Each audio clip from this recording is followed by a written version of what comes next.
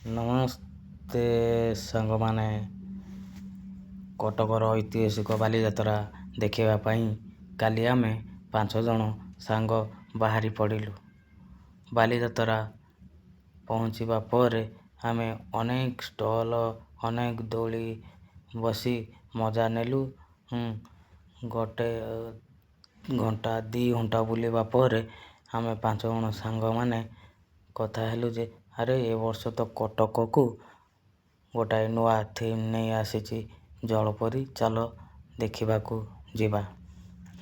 ସାଙ୍ଗମାନେ ତ ସମସ୍ତେ ବାହାରି ପଡ଼ିଲୁ ଜଳପରୀ ଦେଖିବା ପାଇଁ, କିନ୍ତୁ ପାଖରେ ଆମର ପଇସା ନଥିଲା। କାରଣ ବାଲିଯାତ୍ରା 2 ଘଣ୍ଟା ବୁଲିବା ପରେ ଯାହା କିଛି ପଇସା ଆମ ପାଖରେ ଥିଲା ସେ ସବୁ ସରି ସରି ଆସିଥିଲା। କେବଳ ଗାଡ଼ି ଭଡ଼ା ହିଁ ଆମ ପାଖରେ ଥିଲା। ମୁଁ ଶେଷରେ 5 ଜଣ ସାଙ୍ଗଙ୍କୁ କହିଲି ଯେ ଆମେ 5 ଜଣ ତ ଗଲେ 100 ଟଙ୍କା ଲେଖାଏଁ ଦେଲେ 500 ଟଙ୍କା ପଳେଇବ। ସେଥିପାଇଁ ଗୋଟେ କାମ କର, ମୁଁ ଏକା ଯାଉଛି ଜଳପରୀ ଦେଖିବି ଏବଂ ତଥାପି 100 ଟଙ୍କା ଦରକାର। ସେଇଠୁ ମୋ ଦିମାଗରୁ ମୁଁ ଗୋଟାଏ ବୁଦ୍ଧି ବାହାର କରି 5 ଜଣ ସାଙ୍ଗକୁ କହିଲି ଯେ ତମେମାନେ 20 ଟଙ୍କା ଲେଖାଏଁ ସମସ୍ତେ ଦିଅ ମୋତେ। 4 ଜଣ ସାଙ୍ଗଙ୍କୁ କହିଲି 20 ଟଙ୍କା ଲେଖାଏଁ, ସେମାନେ ଦେଲେ। ମୁଁ 20 ଟଙ୍କା ମିଶାଇ 100 ଟଙ୍କା ହେଇଗଲା। ତାପରେ 5 ଜଣ ସାଙ୍ଗକୁ କହିଲି ଯେ ମୁଁ ଏକା ଯାଉଛି ଜଳପରୀ ଦେଖିବି ଏବଂ ମୋ ମୋବାଇଲରେ ଭିଡ଼ିଓ ସୁଟ୍ କରି ଆଣିଲେ ତମେମାନେ ଦେଖିଦେବ।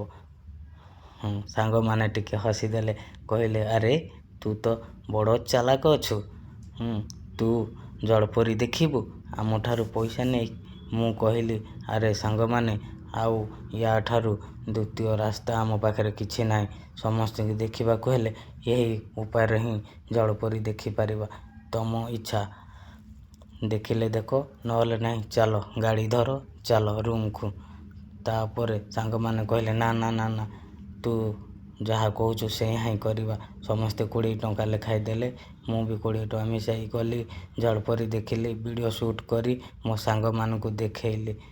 ସାଙ୍ଗମାନେ ଖୁସି, ମୁଁ ବି ଖୁସି। ଆପଣମାନଙ୍କ କ'ଣ କହୁଛନ୍ତି?